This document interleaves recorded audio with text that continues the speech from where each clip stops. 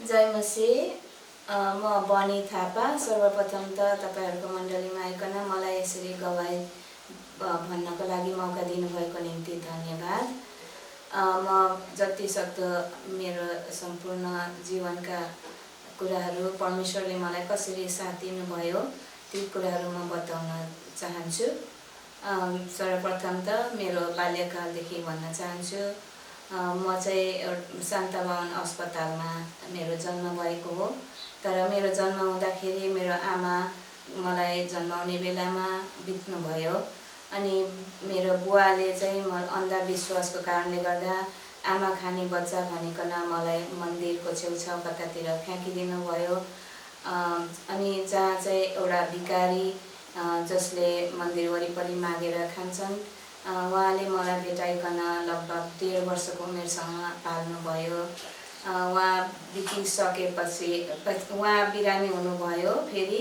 अनि त्यो भिखारीलाई चाहिँ फेरि मिसनरी हस्पिटलमा उपचारको लागि ल्याएको थियो, जहाँ उहाँको मृत्यु भयो।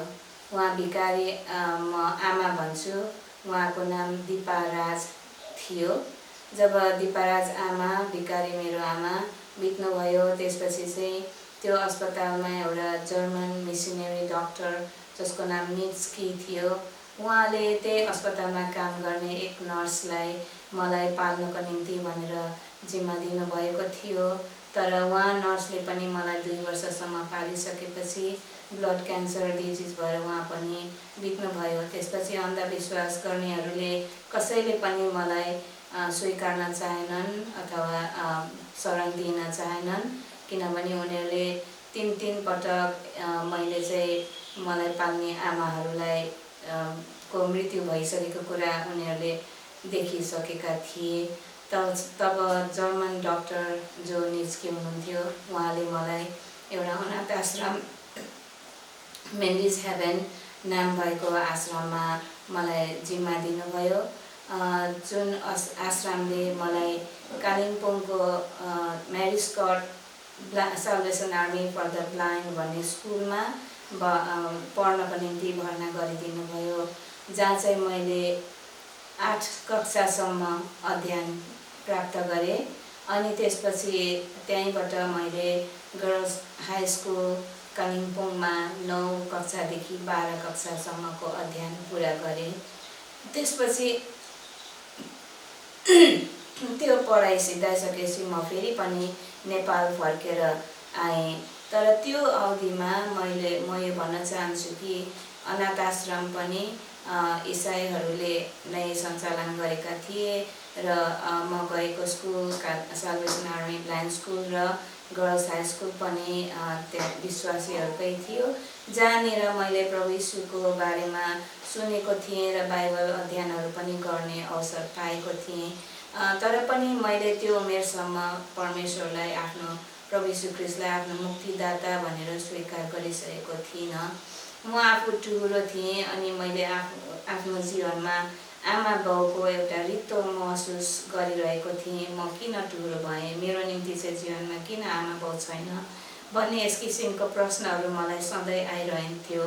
अनि एक दिन साल्भेसन आर्मीको ठुलो सम्मेलन भयो, जहाँनिर चाहिँ बम्बई भन्ने ठाउँमा इन्डियाको, त्यहाँनिर एउटा प्रचारकले जो जतिले आफ्नो परमेश्वरलाई आफ्नो पिताको रूपमा स्वीकार्न चाहन्छन्, आउनु अगाडि प्रार्थना गर्नु, उहाँले तिमीहरूलाई आफ्नै सन्तानको रूपमा स्वीकार्नुहुन्छ र कहिले पनि त्याग्नुहुन्न भन्ने किसिमको वचन बाँड्नुभयो। अनि त्यो वचनले मलाई एकदमै छोयो र म अगाडि गएर वेदीमा घुँडा टेकिकन प्रार्थना गरेँ, धेरै रोएँ। अनि मैले परमेश्वर मलाई कहिले पनि नत्याग्नुहोस् र मलाई मातापिताको जो मेरो जीवनमा कमी छ त्यो पुरा गरिदिनुहोस्, कहिले पनि म टुहुरो छु भन्ने महसुस मलाई नहोस् भनेर मैले प्रार्थना गरेँ। त्यहाँदेखि मैले साँच्चै नै प्रभु यीशु ख्रीष्टलाई आफ्नो मुक्तिदाता, परमेश्वरलाई आफ्नो मेरो पिता भनिकन ग्रहण गर्न सकेँ, स्वीकार्न सकेँ र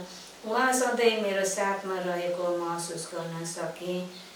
त्यसपछि म त्यहाँबाट पढिसकेर काठमाडौँ फर्की आएँ। काठमाडौँ आएपछि मैले पाटन क्याम्पसमा मेरो अध्ययन सिद्धाएँ।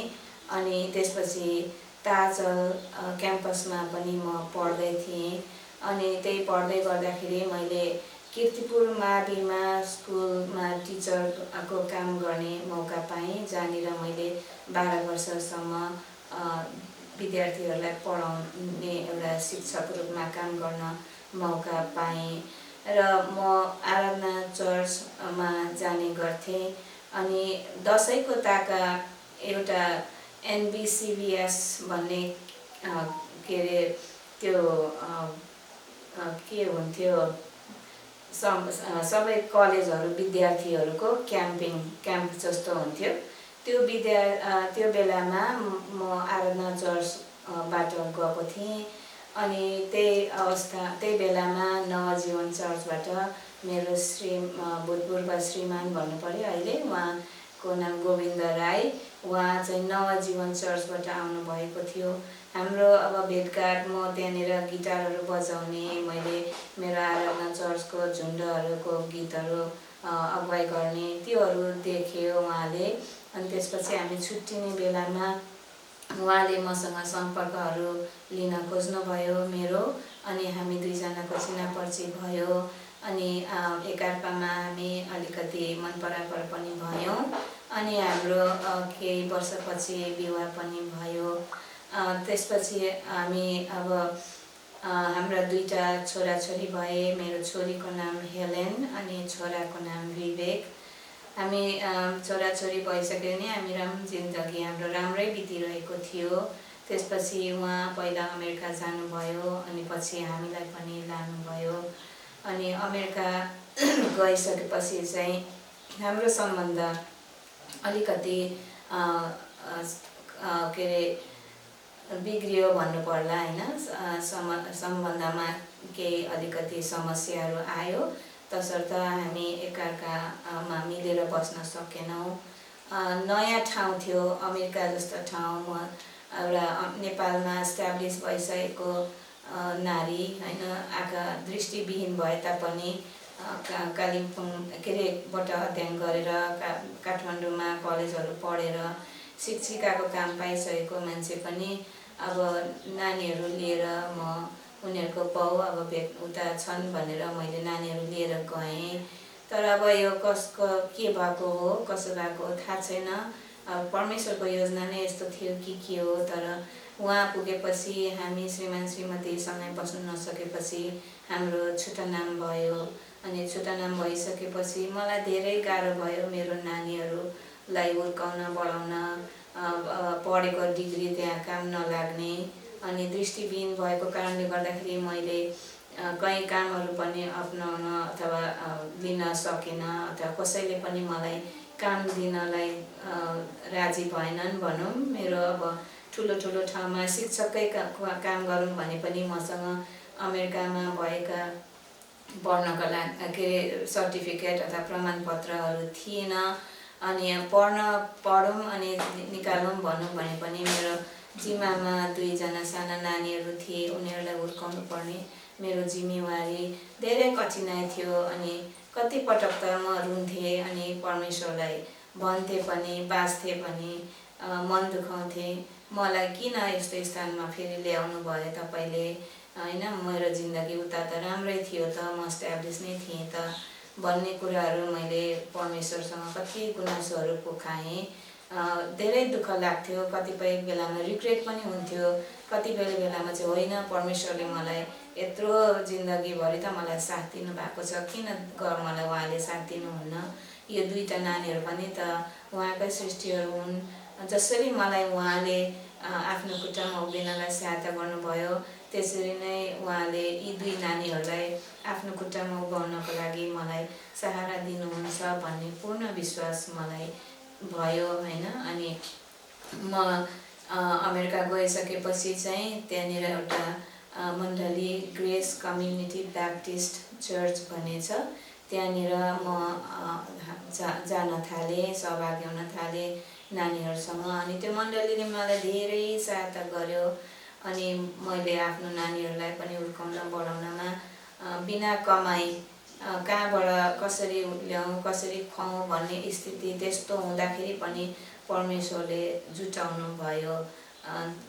जसरी परमेश्वरले मूसालाई होइन एउटा बोल्न नसक्ने लाटो जस्तो व्यक्तिलाई पनि एउटा कसरी एउटा इजरायली जातिहरूलाई अगुवाई गर्नको निम्ति अगाडि बढाउनु भएको थियो, त्यस्तै गरी परमेश्वरले मलाई पनि मेरो छोराछोरीहरूलाई अगाडि बढाउन हुर्काउनमा सहायता गर्नुभयो।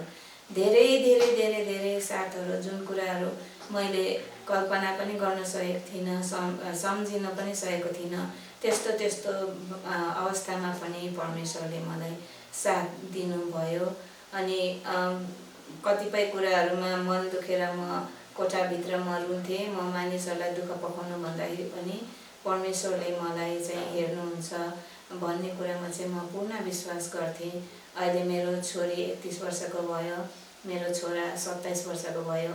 म यसो पछाडि फर्केर हेर्छु, म एउटा कति वर्षसम्म त मैले त काम पनि गरेको थिइनँ, अनि पछि मात्रै मैले दोभाषेको काम पाएँ। अनि त्यो पनि अब महिनै पछि तलब पाउने किसिमको काम पनि होइन, ठेक्काको काम। पायो भने गर्यो, पाएन भने गरिन। तर पनि कहिले पनि परमेश्वरले मलाई अभावमा पार्नु भएन र यसरी उहाँले मलाई डोराउँदै लानु भएपछि चाहिँ मलाई अझ विश्वास बढ्यो। कालिम्पोङमा म जो स्थितिमा थिएँ त्यो बेलाको विश्वासभन्दा ज्यादा विश्वास मेरो नेपालमा आएपछि परमेश्वरले दिनुभएको साथहरूबाट झन् मेरो विश्वास बढ्यो। त्यसपछि यहाँबाट नेपालबाट म अमेरिका गइसकेपछि अर्को किसिमको जे जति दुःखहरू कष्टहरू थियो, 2वटा नानीहरू बिना जागिर बिना एउटा ढुक्कको कमाइ नभए पनि कसरी परमेश्वरले मलाई साथ दिनुभयो भनेपछि ती सबै कुराहरूबाट मलाई मेरो विश्वास झन् गहिरो गहिरो गहिरो गहिरो हुँदै गयो।